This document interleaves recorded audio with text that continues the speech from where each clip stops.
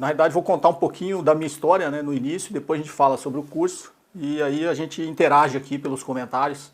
Vamos fazer uma coisa bem mais descolada, mais pessoal de marketing digital gosta de fazer uma coisa mais elaborada, mas vamos fazer uma coisa bem pessoal, que eu acho que essa relação que eu tenho com vocês vai continuar assim, formalidade de repente só nos vídeos, né, na hora de falar dos assuntos de investimentos, de finanças, do mercado de capitais, de economia, mas eu sempre fui assim bastante interativo com meus alunos, então não quero pegar esses modelinhos prontos de fazer vídeo, de fazer transmissão, e vocês devem ter notado, né? Eu até assustei quando o pessoal falou de vídeos pela internet. Tem toda uma técnica ali que eu tenho que botar os erros de gravação, tenho que fazer graça, fazer piada, mas não é o meu estilo e não me sentiria bem fazendo isso, então eu faço do meu jeito aí, espero que vocês estejam gostando e pelo menos com quem eu estou interagindo aqui está sendo bem positivo. Contando um pouquinho da minha história, eu comecei a trabalhar muito novo, né? Eu estava até comentando com a minha esposa esses dias, eu comecei a trabalhar formalmente com 12 anos. Você vê a minha foto da carteira de trabalho, você até assusta, né? E aí até conversando sobre isso, na verdade eu comecei a trabalhar até antes. Com 10 anos eu consertava relógio. Os relógios naquela época eram os Oriente, Citizen, né? Eles não eram como hoje aí, a bateria era tudo automático. E eu me lembro com 10 anos eu saía da escola e eu ia lá ver, tinham 3 senhores japoneses ali, ficava perto de uma praça, uma lojinha de esquina, e eu ficava vendo eles consertando aquilo. E aí de tanto ver eles consertando, eles acabaram me chamando ali para fazer os serviços mais simples, né, de desmontar um relógio, montar de novo, lavar as peças, naquela época eu usava benzina, eu não sei nem como é isso hoje. E eu trabalhava ali por prazer, a troco do lanche, né, eu ajudava eles, eles me davam lanche. Então, até recordando aí, eu comecei a trabalhar com 10 anos. Como eu faço 50 anos esse ano, né? Não parece não, mas eu vou fazer 50 anos. Já estou com 40 anos aí, já podia até me aposentar, né? Mas eu, como sou a favor da reforma da Previdência, eu não vou me aposentar não, vou continuar trabalhando. Até porque eu acho que é muito novo, né? Com esse aumento da expectativa de vida, que é inclusive um dos problemas da reforma da Previdência. Acho que conheço muita gente aposentada com 45, 50 anos, né?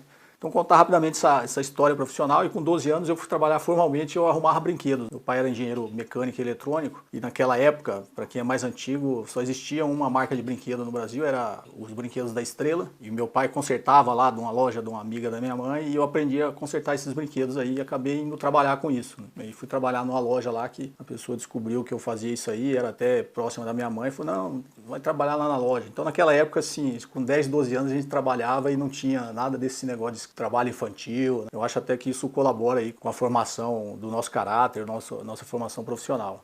E aí com 15 anos eu saí aí, depois eu fui trabalhar no autorizado da Estrela, já arrumava os carrinhos eletrônicos, esse tipo de coisa, e depois eu fui trabalhar, com 15 anos eu fui trabalhar no Banco América do Sul. Naquela época existia muitos bancos ainda no Brasil, antes desse processo de consolidação do sistema financeiro, né, do sistema bancário. O Banco América do Sul era um banco voltado ali para a colônia japonesa, né? Quase todos os funcionários eram descendentes japoneses e praticamente a maioria dos clientes também era da colônia japonesa. E aí eu acabei trabalhando no banco ali por 4 anos, né? Só interrompi ali porque eu fui servir a Força Aérea Brasileira. No Esquadrão de Busca e Salvamento, passei um ano na Força Aérea Brasileira, fui militar, e aí eu voltei para o banco. Finalzinho ali do período militar, eu inclusive até apanhei da polícia em 85, eu era bancário, ainda era ali o último ano do governo militar, e eu fui inventar de fazer uma greve ali, acabei apanhando um pouquinho. Depois que eu voltei e saí do banco, inclusive por isso, né, participar desses movimentos aí, saí do banco, fui trabalhar, ser vendedor de aço, eu era bom em desenho técnico, eu tinha feito desenho técnico, meu primo é engenheiro, e aí depois veio o plano Collor, né, aquele negócio de congela poupança, não tinha dinheiro, eu passei ali uns 3 meses sem receber o meu salário. Esse negócio do plano Collor, ele acabou porque a inflação era muito alta e eu tinha lá minhas continhas no cartão de crédito. Então, 3 meses sem receber o salário, quando eu recebi não valia mais nada, nem pagava nenhuma parte da minha fatura do cartão de crédito, né? Naquela época, para quem se lembra, a inflação chegava a 83% ao mês, né? É uma coisa impensável, é a mesma coisa você receber R$100 hoje e no final do mês seu R$100 valer 17. Você imagina a loucura que era. E aí eu acabei indo naquele movimento dos decassegues para o Japão. Trabalhar no Japão, fui ser lá operário, torneiro mecânico. Fiquei 2 anos no Japão, nos primeiros meses foi só para pagar minha dívida para o Brasil. E aí eu voltei para o Brasil e entrei na Xerox do Brasil. Fui trabalhar na Xerox do Brasil. Inclusive o meu amigo Flávio está aqui escutando, né? O Flávio foi um grande amigo lá, parceiro lá na Xerox do Brasil. Fiquei por 13 anos na Xerox do Brasil, fui logo muito cedo eu fui promovido, né? Com 25 anos. O Flávio é mais ou menos da minha idade, eu Não, o Flávio é mais velho, né, Flávio? Eu lembro que na época ali, a maioria dos executivos tinha ali na faixa dos 40, né? E aí tava vindo essa geração nova, eu era um deles. Com o Flávio, acabei virando executivo da empresa. E fui trabalhar em Uberlândia, fiquei 3 anos em Uberlândia, depois fui transferido para Manaus, fiquei em Manaus. Multinacional tem uma vida igual de militar, né? Depois eu fui transferido para Cuiabá e de Cuiabá eu vim para Brasília, que é onde eu moro até hoje, né? Em 2000 eu vim para Brasília. Acabei saindo da empresa, eu já mexia com investimentos, já mexia com finanças na época, mas minha atividade principal eu era executivo da Xerox do Brasil, né? Que eu fui por muito tempo. Depois eu saí e fui tirar um ano sabático só para estudar. Peguei todo o dinheiro que eu tinha, eu já mexia com finanças, essas coisas, e fui estudar. Fui para São Paulo, na verdade eu sou de São Paulo, sou de Mogi das Cruzes, né? E eu fui para São Paulo, fiquei um ano estudando, fazendo os cursos da Bolsa, fiz um MBA em finanças, fiz vários cursos na FGV e comecei a abrir uma empresa e comecei a trabalhar com isso, essa parte de investimento, de agente autônomo de investimentos. E aí é uma coisa que eu sempre gostei muito, eu comecei a ser convidado para dar palestras sobre finanças, já na época, né, avaliação de empresas. E aí eu fui ser palestrante oficial lá do Circuito Expo One e me tornei muito grande amigo do Gustavo Cerbasi, que inclusive ele escreve o prefácio do meu livro, né, tanto da primeira edição como essa nova, ele fez questão de escrever também. E eu me lembro que desde essa época o Gustavo Cerbasi falava para mim, Cobori, você tem que usar mais as redes sociais, mais a internet. E eu nunca fui muito ligado nisso. Eu tive vários sinais ao longo do caminho e só agora, 2, 3 meses atrás, que eu resolvi, né, fazer esse canal no YouTube. Então, o Cerbasi já naquela época, né, mais de 10 anos atrás, falava, você tem que ser mais ativo, aí entra até na época para divulgar o livro, né, quando eu lancei o livro Análise Fundamentalista. Mas eu nunca fui um cara, como eu trabalhei muito tempo na Xerox, eu era de operações, né, então a gente ficava muito nesse contato mais pessoal, né, com os clientes. E aí eu acabei não tocando isso. E eu tive vários sinais aí. Acho que alguns de vocês de repente até viu, né? E eu usava o Facebook de vez em quando. Aí quando o Uber fez um teste em São Paulo do Ubercopter, ficou de uma semana um beta lá que o Uber fez. E eu, como ia muito a São Paulo, que é a minha empresa de M&A em São Paulo, né? Eu ia a outra empresa do Canal da Peça lá, que é uma startup, também a minha startup do agronegócio também é em São Paulo. Então, apesar de eu ser de lá, mas morar aqui, eu vivia nessa ponte aérea aí, né? Pra você ter uma ideia, passava mais tempo em aeroporto e avião do que em casa. Eu era o Black Signature da TAM, o Diamante da Gol, o Safira da Azul, eu passava mais tempo voando do que... E aí, nessa loucura, eu falei, bom, agora o Uber tem o Ubercopter, vou testar, né? E eu testei 2 vezes. De repente eu tenho até sido o único que voou 2 vezes no Ubercopter. Aí na primeira eu filmei meu trajeto ali no helicóptero entre Guarulhos, né, o aeroporto de Cumbica e a Faria Lima, e postei no Facebook. No final da noite o negócio tinha viralizado, né? Todo mundo que eu encontrava falava que tinha visto esse vídeo. E aí uma agência de comunicação me procurou nessa época também. Falou assim, não, a gente quer te assessorar, vamos aproveitar. Tinha mais de 1,5 milhão de visualizações ali em 2 dias, né?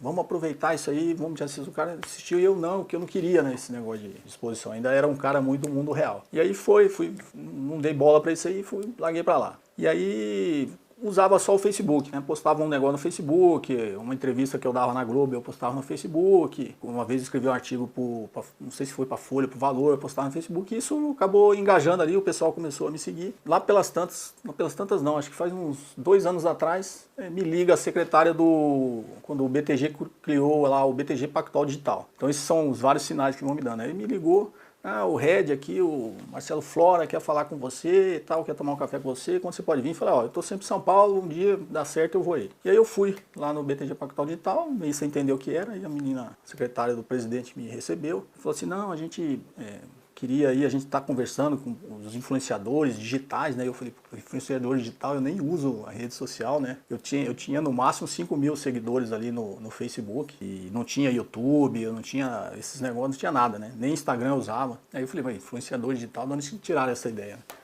E aí conversando, ele trocando a ideia, o que eles achavam e tal, aí ele pegou e falou, a gente conversou ontem com a Natália Arcuri, eu nem sabia quem era. A gente conversou ontem com a Natália Arcuri, hoje a gente está conversando com você, e aí semana que vem a gente já marcou de conversar com o Gustavo Cerbasi.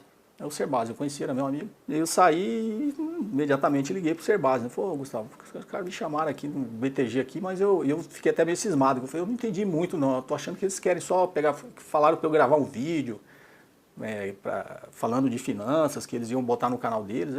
Eu meio apesar dessa cara de novo, eu vou fazer 50 anos, mas meio que aquele pensamento antigo, né? Falei, mas esses caras estão querendo se aproveitar de mim, né? Eu não tava muito ligado nisso. Aí depois o Serbasi falou, não, rapaz, a Natália Arcuri é o maior canal de finanças aí do Brasil hoje, ela tem muitos seguidores. Esses caras, eles estão querendo, acho que de repente no projeto aí do BTG Pactual Digital, contratar onde... Aí eu falei, mas eu não vou gravar esse vídeo no Serbasi. O Serbasi, não, eu semana que vem, quando eu for lá, depois eu falo com você. Bom, a história vocês sabem, o Serbasi hoje é o cara que faz lá os vídeos do BTG Pactual Digital, né? Mas aí foi mais um sinal de que o mundo digital é o que ia dominar, né? E aí, nessa vida de viajada, dessa correria toda, eu acabei decidindo ficar um pouquinho mais em casa aqui, na minha biblioteca, com meus filhos, né? Com a minha família, aproveitar aqui, porque apesar de parecer novo, você começa a aproximar de 50, você começa a olhar para trás essa vida muito corrida, né? E eu falei, bom, se essa vida digital me permitir fazer o que eu gosto, né? E eu sempre gostei de dar aula, sou professor do IBMEC. E aí acabei, no final,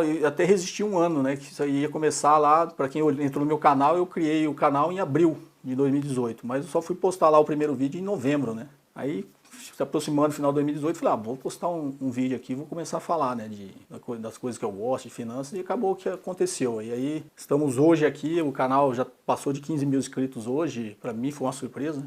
Acabou que estou gostando, né? Estou gostando, é uma coisa que você transmite conhecimento, transmite conteúdo, parece que vocês gostam, as pessoas gostam. E aí começou a surgir muito esse pedido de curso online. Eu já tinha isso, o próprio IBMEC queria que eu desse aula no formato online deles, né? Mas você sabe, professor, você dá aula por prazer, né? E tem mais um compromisso de ficar indo gravar no IBMEC. Aqui em casa, aqui é bom porque eu gravo onde eu quero, né? Gravo dentro da minha biblioteca. E aí vocês aí do canal começaram a pedir, não, um curso.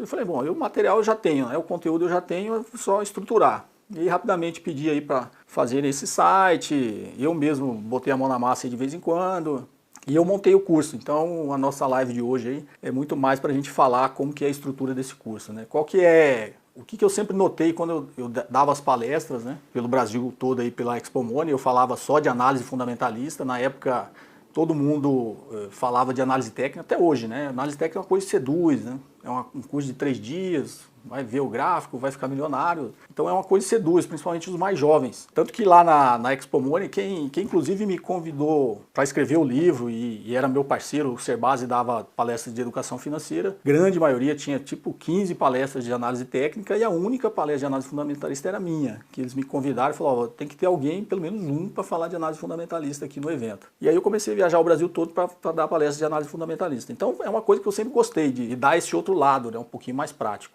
Inclusive, as pessoas pensam que você é professor e depois você vai para o mercado, né? Eu fiz o caminho inverso. Eu sempre fui do mercado e as pessoas me convidavam para dar aula, né? Tanto que eu fiz o MBA de Finanças no IBMEC e quando eu terminei eles convidaram para continuar como professor. Porque como aluno ali, o MBA é uma coisa muito interativa, como aluno uma vez alguém me convidou, sabia que eu dava palestra sobre análise fundamentalista, me convidou para dar uma palestra dentro do IBMEC, para os alunos do IBMEC. E aí eu dei uma palestra, os alunos gostaram muito, me elogiaram bastante ali para a coordenação, aí foi quando o coordenador veio e falou, você não quer ser professor do IBMEC, dar aula? E eu acabei dando. Então assim, eu meio que trouxe essa experiência toda da prática, do mercado, para dentro da academia, né? Eu fiz o caminho inverso.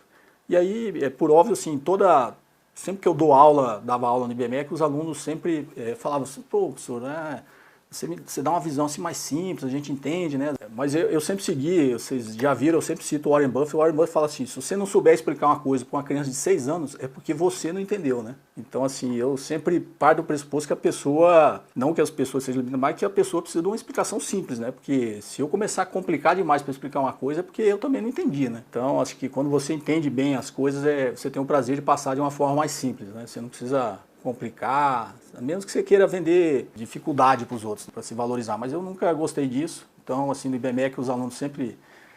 E aí eu passei eu dei finanças corporativas, avaliação de investimentos, planejamento orçamentário, orçamento empresarial, produtos financeiros, é uma disciplina que inclusive está no conteúdo do curso aqui, foi eu que montei essa disciplina no IBMEC que eles pediram. Tem 2 disciplinas que eu montei no IBMEC, que é o produtos financeiros, que eu falo de renda fixa e renda variável, todos, algumas coisas estão nesses vídeos que eu já postei no canal. E depois eu fiz o estratégia financeira, que na realidade os alunos queriam uma visão mais prática de como você faz a concepção da estratégia desde o início, né, de uma empresa. Desde quando você tem uma ideia, cria uma startup, essa startup faz toda a estratégia de captação de recursos, depois ela começa a atrair mais investidores qualificados, fundos de investimentos, e aí até você chegar de repente com um fundo de private equity, ou fazendo um IPO. Então os alunos queriam alguma coisa assim mais lógica, né, do princípio ao fim. Porque o MBA é ruim que você faz uma matéria, você aprende uma parte, aí você faz a outra, aprende uma outra parte, e às vezes eles ficam com dificuldade de conectar tudo isso. Aí o BNEC pediu, eu criei essa matéria que chamava Estratégia Financeira, né, desde a concepção da ideia, que foi quando o Google me convidou para ir lá, tive a honra de dar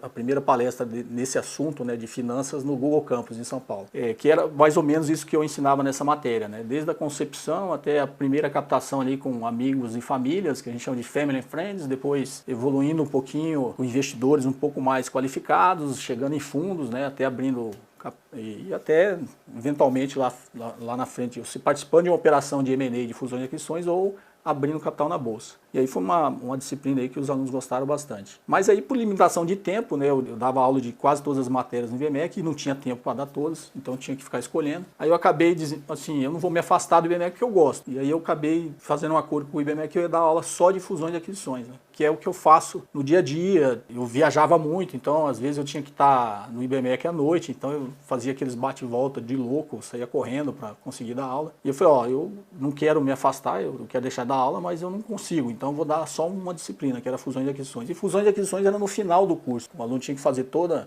ambiente macroeconômico, economia de empresas, toda a parte de macro e microeconomia, né, no MBA de finanças. Depois ele entrava na parte de finanças corporativas, avaliação de investimento, ciência da decisão. E aí praticamente a última disciplina era minha, fusões e aquisições. Então eu tinha que pegar os alunos já com a base toda, porque senão eles não iam entender direito um processo de fusões e aquisições. E aí acabou que chegava lá uns alunos sem entender, meio boiando na minha disciplina, e eu tinha que ensinar tudo de novo, né? Então eu criava um módulozinho ali nas primeiras aulas, que eu dava os conceitos básicos lá, desde macroeconomia, finanças corporativas, ia, né, fazendo todo esse caminho aí, mercado financeiro de capitais, até chegar e falar, bom, agora nós vamos falar de fusões e aquisições. E aí ficou assim uma coisa do início ao fim, né?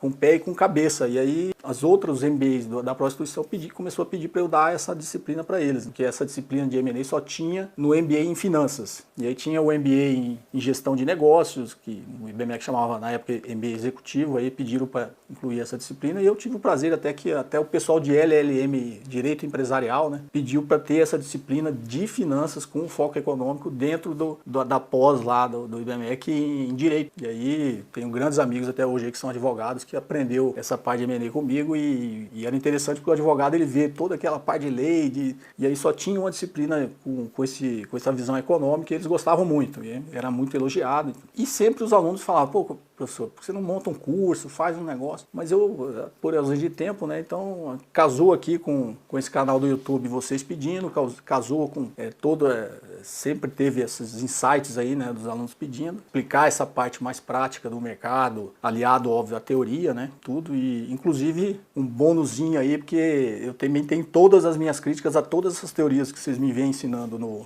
canal do YouTube, e eu tenho as críticas a isso aí também, né? Então mais pra frente, nos vídeos mais avançados, eu falo um pouquinho sobre isso, que aí tá muito baseado nos conceitos do Nassim Taleb e do Benoit Mandelbrot, né? Benoit Mandelbrot é o pai da geometria fractal. Ele tem um livro muito bom, chama Mercados Financeiros Fora de Controle, em que ele critica fortemente essas disciplinas, que algumas até dava essa aula no MBA, e eu também tinha minhas críticas, né? Que é a teoria das carteiras administradas, mercados eficientes, tem várias críticas aí que a gente não pode levar à risca, né? Só que para você criticar a teoria, você tem que conhecer, né? Não tem como você criticar a teoria se você não conhece.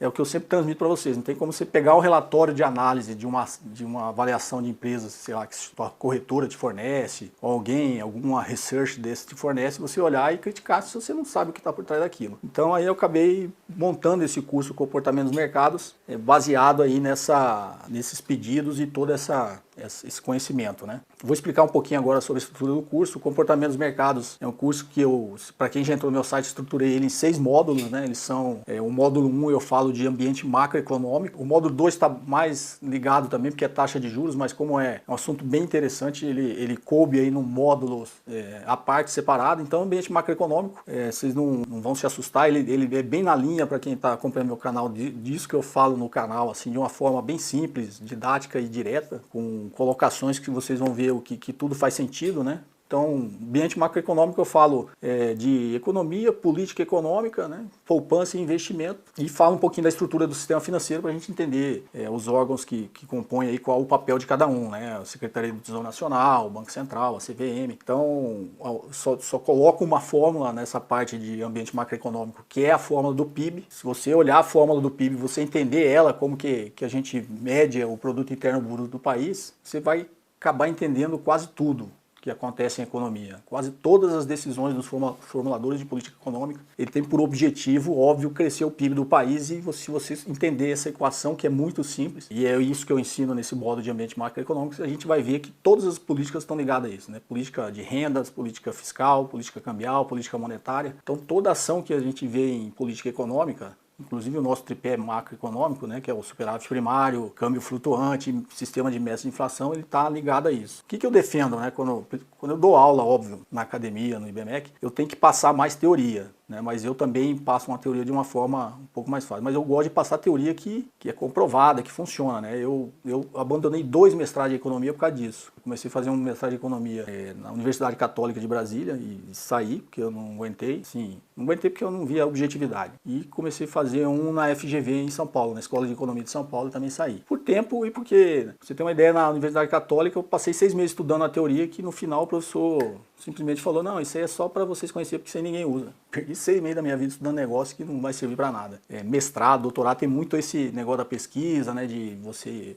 Mas como a gente é do mercado, a gente quer aprender o que vai utilizar, né, o que vai ser prático. Então eu tento transmitir isso nas minhas aulas, tanto do MBA como quando qualquer um me procura, eu procuro passar uma teoria que é o que a gente usa. Óbvio que as minhas críticas dessa teoria eu passo também, mas em ambiente macroeconômico, se a gente entender a fórmula do PIB, de como chega o PIB do país, calcula o PIB do país, a gente vai entender tudo, né? Qualquer espirro que alguém dá no Palácio do Planalto, a gente sabe qual que é o modelo, né, o mecanismo de incentivo que ele está querendo mexer ali, com qual variável ele está querendo influenciar ali naquela equação. Então vocês vão ver que é bastante simples entender, que quando a gente entende isso, a gente parte de uma hierarquia, né? Eu entendo a parte macroeconômica, por que o Donald Trump faz um discurso e dá um tapa lá com luva de pelica na China, né? Luva de pelica não, ele é meio truculento, né?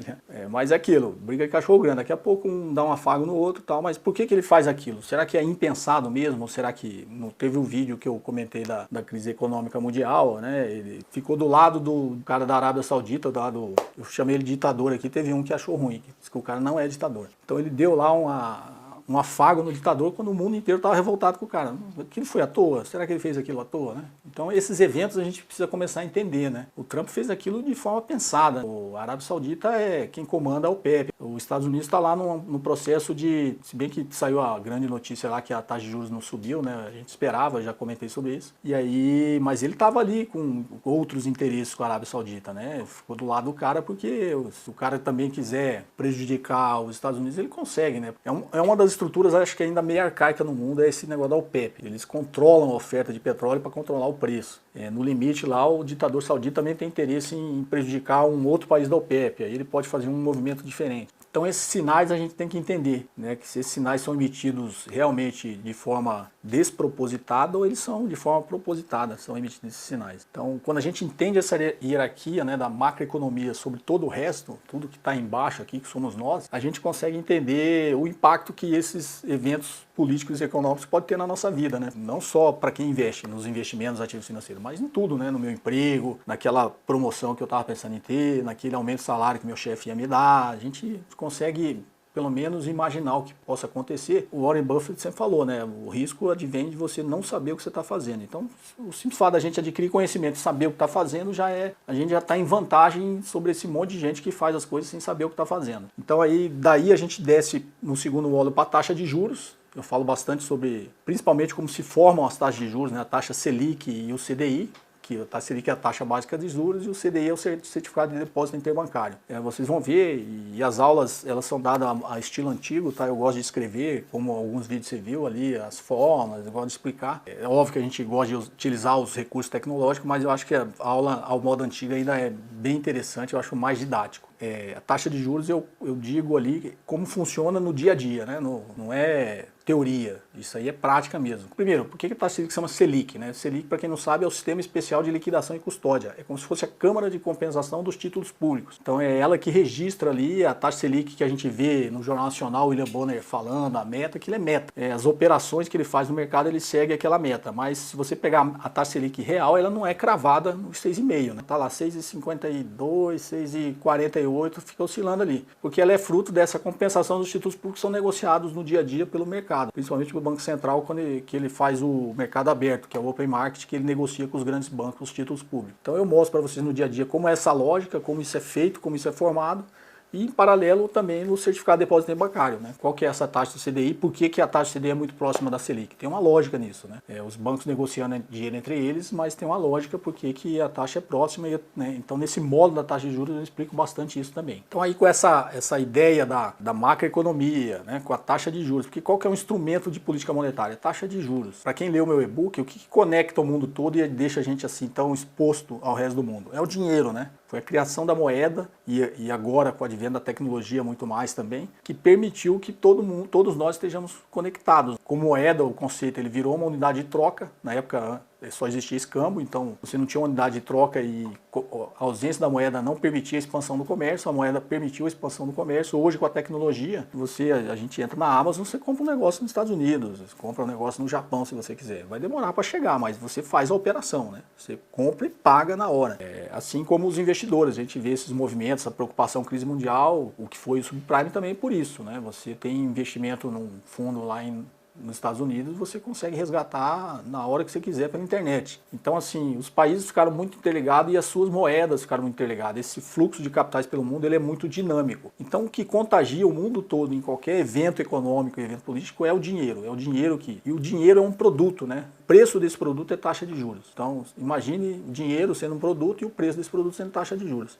Então, a taxa de juros é um instrumento que todos os países usam para tentar controlar a sua economia, tentar controlar a liquidez na economia e com isso controlar a inflação. Então a gente entender bem os conceitos de inflação, desemprego, taxa de juros, a gente já entendeu boa parte dos movimentos que se acontecem na economia. A gente não precisa entrar no detalhe que os economistas gostam ali e tal, até porque, como eu passei a fórmula, você tem que aprender a fórmula da precificação de empresa que eu passei, você tem que aprender que aquilo existe, é uma matemática. A lógica por trás daquilo é aquilo. É óbvio que no dia a dia ninguém fica fazendo conta. Você joga no software e ele faz a conta sozinho, você só vai dar um input, dá as premissas e dá um input, ninguém faz as contas. Assim como em economia, ninguém fica fazendo essas contas, né? Hoje é tudo feito aí, tem os caras que mexem com a parte de econometria, esse tipo de coisa, mas você não faz, a gente precisa entender a filosofia por trás disso, né? Tem muitos aí comentários do livro aqui, o Ação Humana aqui, eu acho que o Ação Humana do Mises, ele explica quase tudo em economia, né? Na realidade é uma coisa bastante óbvia, né? Que é difícil das pessoas entenderem. E na aula de macroeconomia, de ambiente macroeconômico, eu falo muito sobre isso. O que importa é como as pessoas tomam decisões. Qual o modelo de incentivo que faz a gente tomar decisão.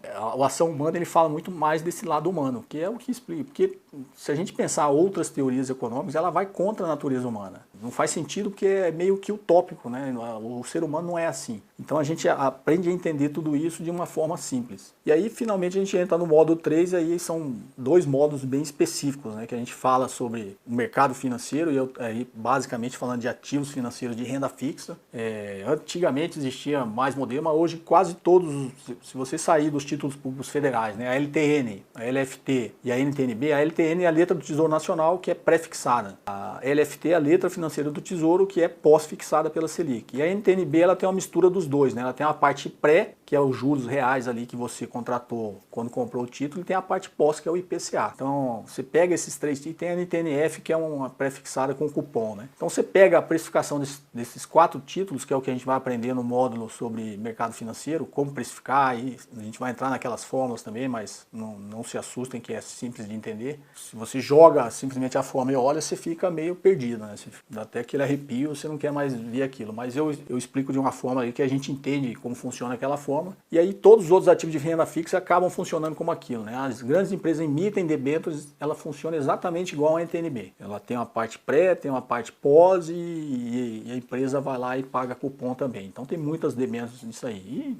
eventualmente a gente fala de um CDB, que também é um percentual do CDI, E aí todos esses conceitos que a gente aprendeu antes vão nos ajudar a entender tudo isso aqui a cada passo que a gente for dando a mais. E aí vem o mercado de capitais, basicamente falando de renda variável, né? A gente vai falar sobre ações, como se precifica ações. Vamos falar de derivativos, como se precifica derivativos, algumas operações básicas com derivativos que são feitas no mercado, sempre com essa visão da proteção de carteira, de uma operação que eu acho que eu já gravei para vocês. Já falei sobre a operação que a gente chama de financiamento, e aí a gente entra no mercado futuro, mas sempre com essa intuição, né, de como existe o mercado futuro, por que ele existe, como são feitas as operações e por que na Bolsa de Valores, que é o mercado organizado, ele é feito daquela forma, né? Por que existe margem de segurança, o que é chamou na margem, esse tipo de coisa, o que é ajuste diário no mercado futuro.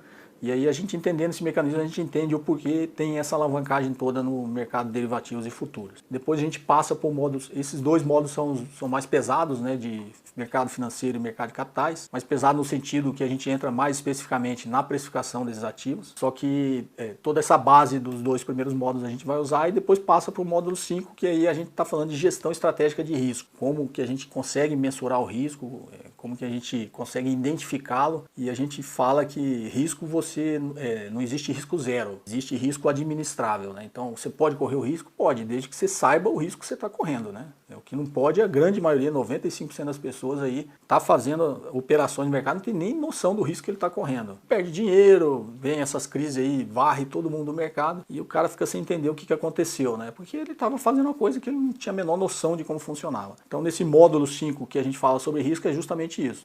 Não é que você não possa correr o risco, pode correr o risco, até porque o risco está aliado à rentabilidade, né? Quanto a máxima em finanças quanto maior risco, maior rentabilidade. Então você quer ter uma rentabilidade maior, você vai ter que correr um risco maior. Você pode correr? Pode, desde que você saiba o que você está fazendo. Primeiro, o que é risco, né? Como mensura o risco e como a gente identifica esse risco. E aí começa a entrar um pouco desse conhecimento mais fora da teoria, que eu falei para vocês, né? Já existe toda uma crítica da teoria.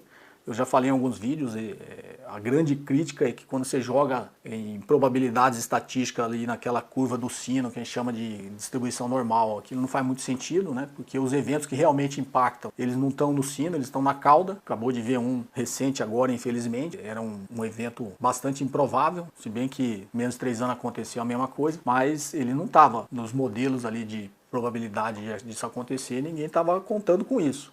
E são geralmente esses eventos que eles acabam tirando muita gente do mercado, né? E aí, finalmente, o módulo 6 já na verdade, só um fechamento ali de como a gente usa todo esse conhecimento para tomar decisão. Aquilo que eu falei. Muita gente põe nos comentários sobre ações, né? Recomenda qual ação. Eu não faço recomendação de investimento, não gosto, até porque o investidor ele tem um costume mau, né? Quando ele ganha, o mérito é dele. Quando ele perde, foi alguém que...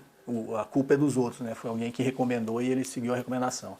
Então eu acho, até porque eu não acho certo, eu acho que a pessoa tem que fazer porque ela sabe o que está fazendo, né? Não é porque alguém falou, alguém deu uma dica. Então eu não faço recomendação e às vezes pergunto, tá analisando essa empresa? Não, porque nessa escala de risco e retorno que a gente fala, né? Se você consegue cada vez identificar riscos maiores, você consegue cada vez buscar retornos maiores. Então como a gente já tem uma certa experiência no mercado e eu consigo identificar, naquela escala de risco e retorno você começa ali, taxa livre de risco, título do Tesouro Nacional. Aí você sobe um pouquinho, um CDB de um banco privado. Aí você quer correr mais um pouquinho de risco, um fundo multimercado, mais um pouquinho de risco, fundo de ações, mais um pouquinho de risco, fundo de private equity, mais um pouquinho lá, o risco maior em negócio que a gente fala é você ter um negócio próprio. Mas por que as pessoas têm negócio próprio? Uma boa parte ela consegue ter sucesso.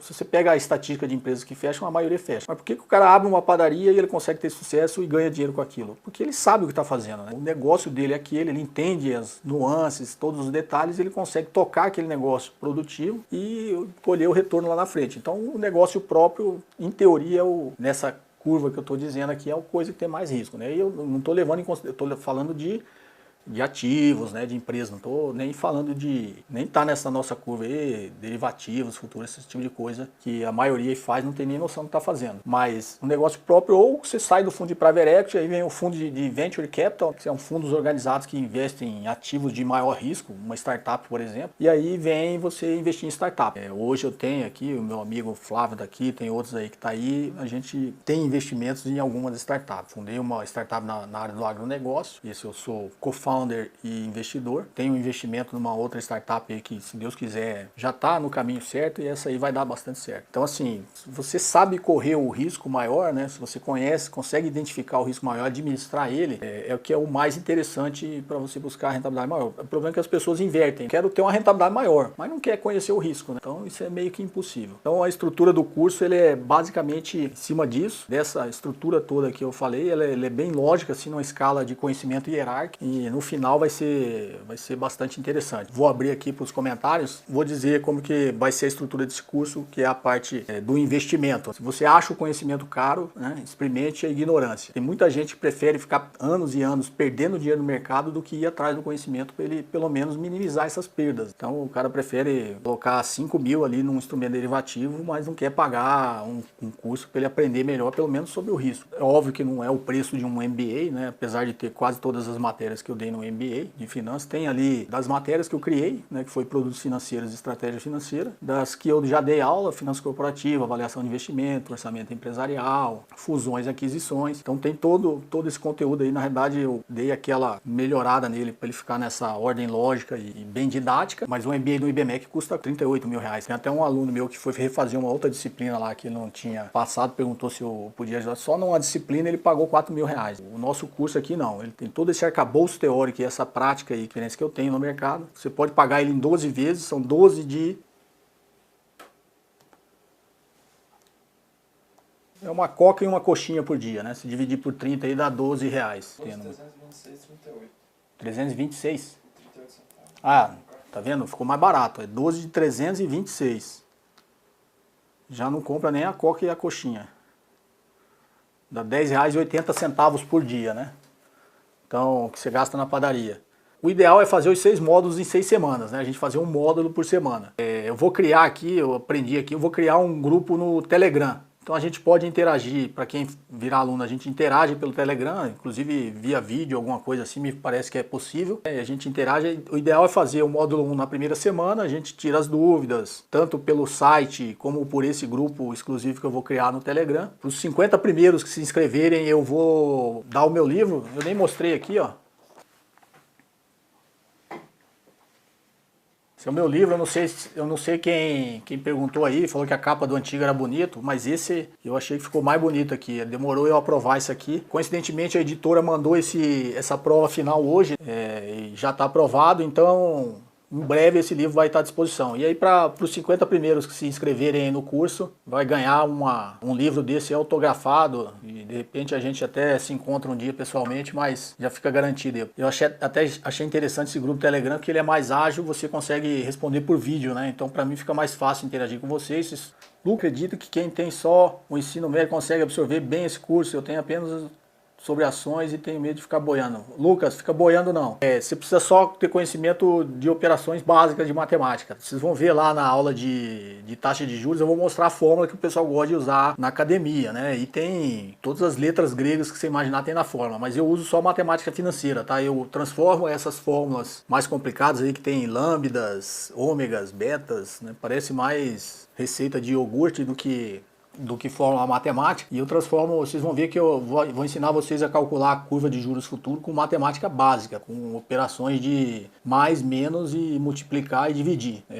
Eu gosto, né, de usar matemática, mais a matemática financeira, porque eu acho que ela é mais intuitiva e mais simples. E matemática financeira, Lucas, você precisa de conhecimento básico de matemática, né? Então, não fique preocupado com o nível de conhecimento, ele realmente foi feito para qualquer um entender, né? Não sei se você estava no início que eu falei, eu sigo mais ou menos o que o Warren Buffett falou, né? Se você não consegue explicar uma coisa para uma criança de 6 anos é porque você não entendeu, né?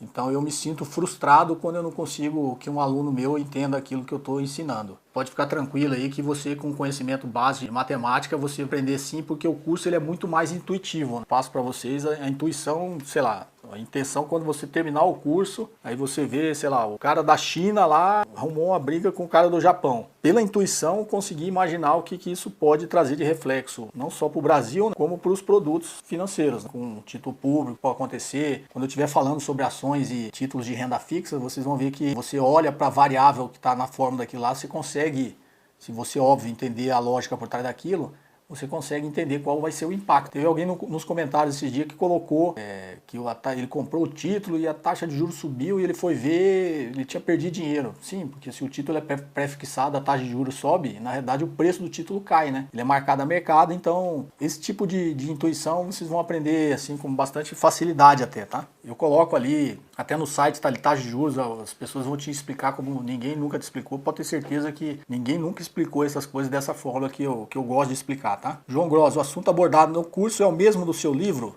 João, na verdade ele é mais, tem muito mais. O livro ele é só sobre análise fundamentalista. É óbvio que no início ali eu tenho uma parte que eu falo de política econômica, né? Mas ele é bem básico ali para o investidor iniciante ter uma ideia de que aquilo tem uma influência sobre o valor da empresa.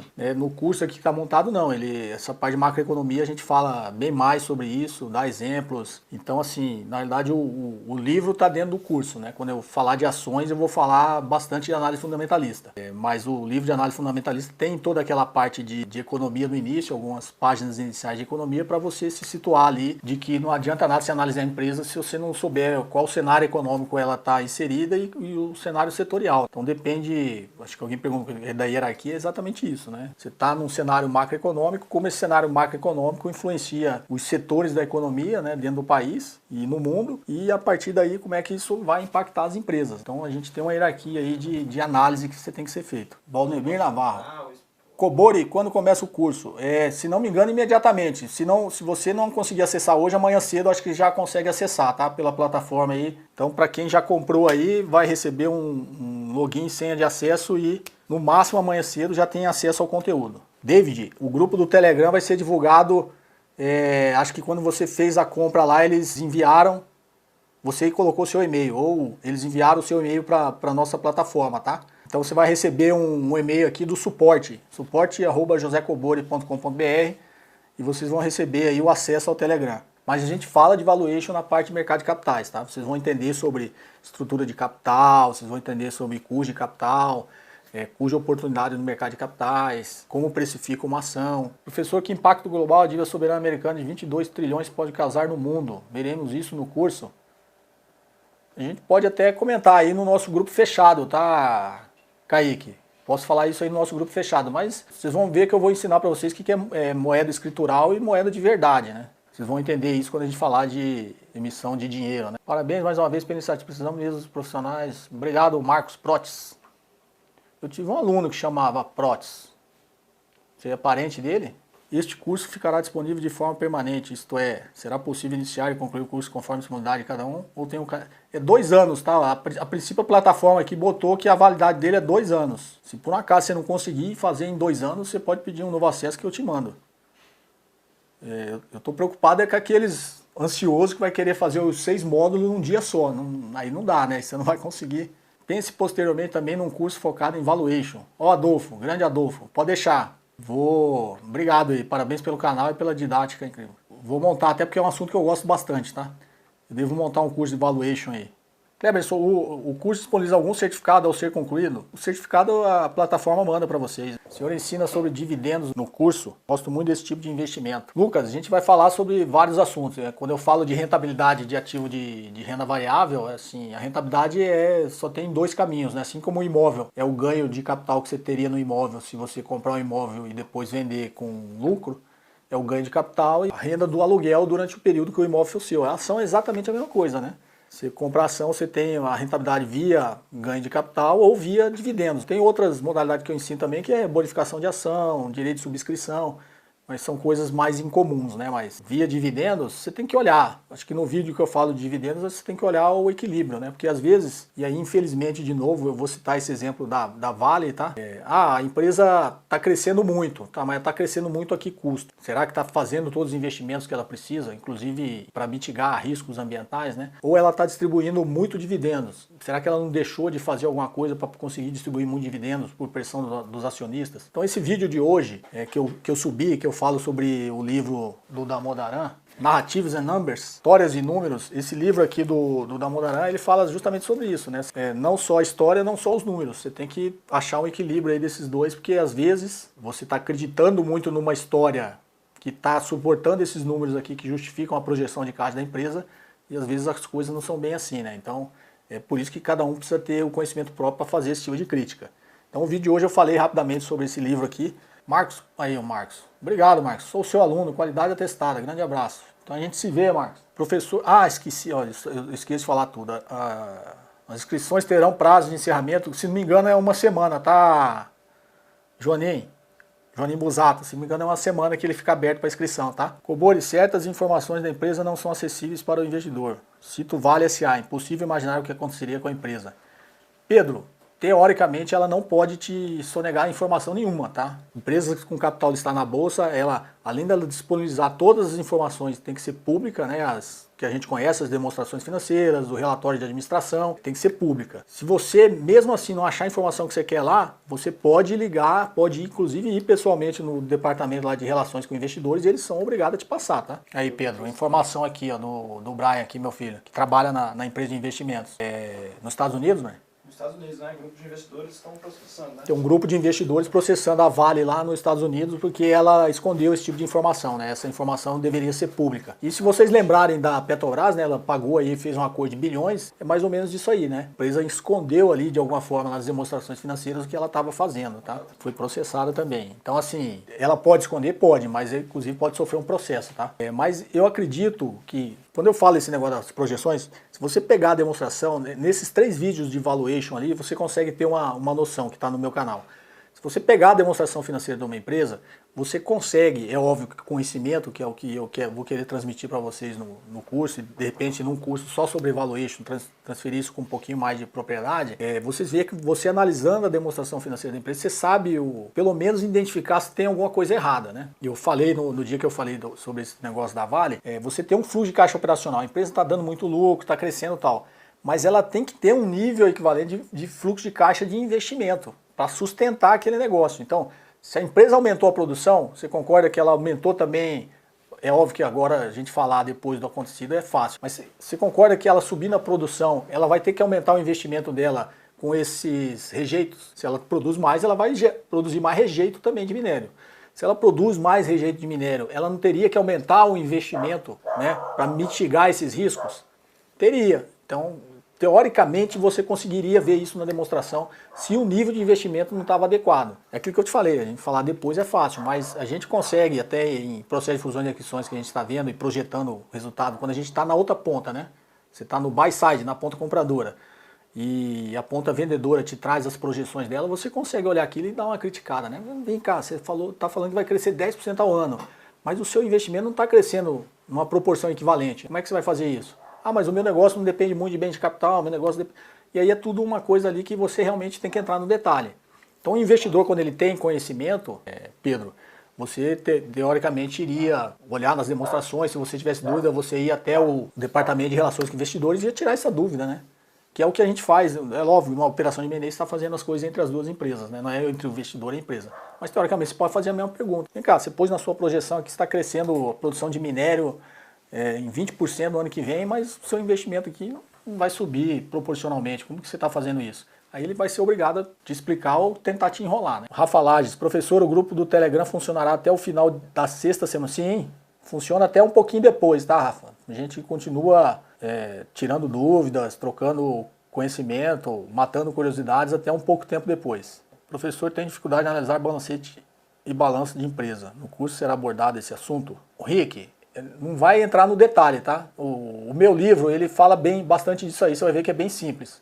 Mas eu vou falar, o pouco que eu vou falar, você já vai ver que você vai conseguir entender bem melhor como olhar um balancete ou balanço de uma empresa. Não é complicado não, as pessoas complicam para vender serviço de contabilidade para você. O Gabriel Dolabella, meu aluno, você estava dando aula para minha turma nessa época do Uber. É verdade, vários alunos, quando eu entrei na sala, eles estavam mostrando ali que estava viralizado no WhatsApp ali a minha foto no Uber. O Renan, quando o cara tem conteúdo para passar, as redes sociais bombam. Obrigado, Renan. Ou Ciro, 15 mil, Ciro, 15 mil aí em menos de 3 meses, né? Pouco mais de 3 meses. O Antônio acompanha firmemente aí, né, Antônio Nascimento? O canal aí. Estamos sempre interagindo lá nos comentários. O Gol tá com bandeira no gráfico de 4 horas. Fernando Luquezzi aqui falando de análise técnica. Hã?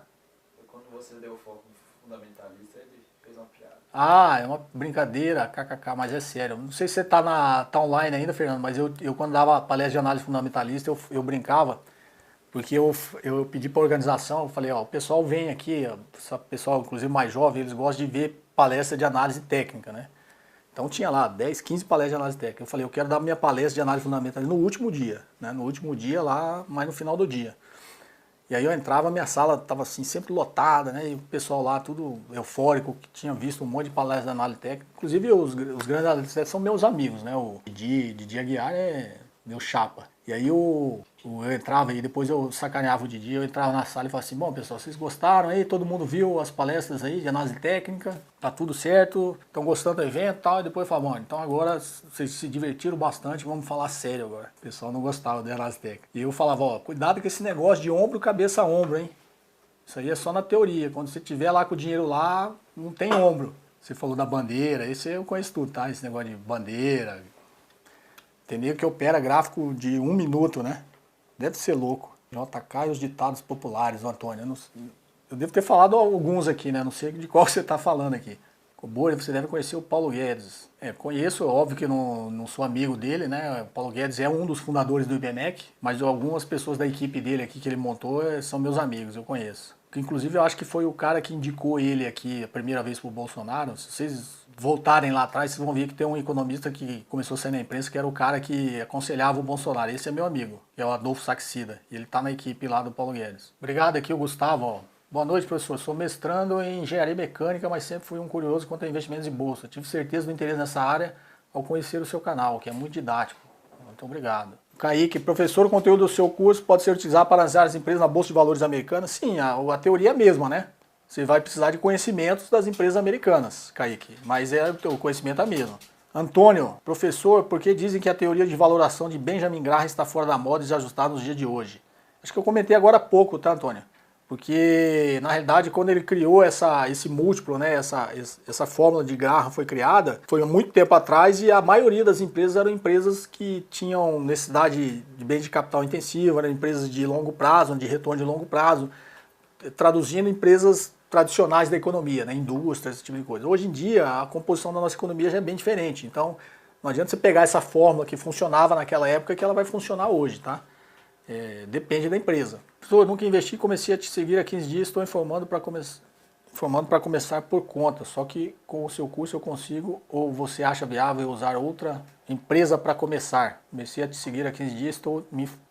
Patrícia, você consegue os conhecimentos que eu vou passar, não sei se você viu a transmissão toda, elas são conhecimentos suficientes para você tomar suas decisões sozinha, né? Na verdade, a intenção do curso é passar esse conhecimento, para você tomar suas decisões sozinha. E você vai ver que é um conteúdo bastante rico, você vai conseguir fazer isso por conta própria. Efetivamente, o curso qualifica o aluno que se dedicar ao curso para tomar decisão na compra e venda de ativos. Gerson, exatamente.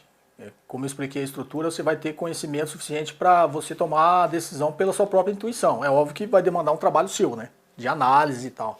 Sim, você vai ter o conhecimento para fazer isso, mas como eu falei anteriormente, é muito mais simples você pegar os relatórios já produzidos pelo mercado e criticá-los. Você montar o negócio é meio trabalhoso, mas você vai ter conhecimento para fazer suas críticas. Kaique, obrigado, professor, irei fazer o seu curso. A gente se vê então, Kaique. A gente se vê no curso aí. Patrícia, estou aqui, obrigado. Isso, Patrícia. Então, não sei se você viu aí a minha explicação, né, Patrícia? Não só de agora, mas anteriormente na transmissão, que a estrutura do curso é feita de uma forma hierárquica para você ter todo esse conhecimento e você tomar suas decisões por conta própria. Foi bom estar com vocês. A gente se vê aí para quem se inscreveu no curso. Obrigado aí por participar. A gente se vê então. Vocês devem receber aí as informações no máximo até amanhã cedo, ou acesso, se já não receberam. E a partir então de amanhã a gente manda as informações aí. A plataforma vai mandar a informação de como monta esse grupo de Telegram. E aí vai tendo curiosidade, informações sobre o conteúdo do curso, dúvidas. É só postar no grupo lá que a gente vai interagindo aí em real time, ok? Um forte abraço, até o vídeo de... Hoje é quinta, até o vídeo de terça, né? Mas até lá eu ponho... De repente eu subo mais alguma coisa. Espero ver vocês lá no canal. Um forte abraço.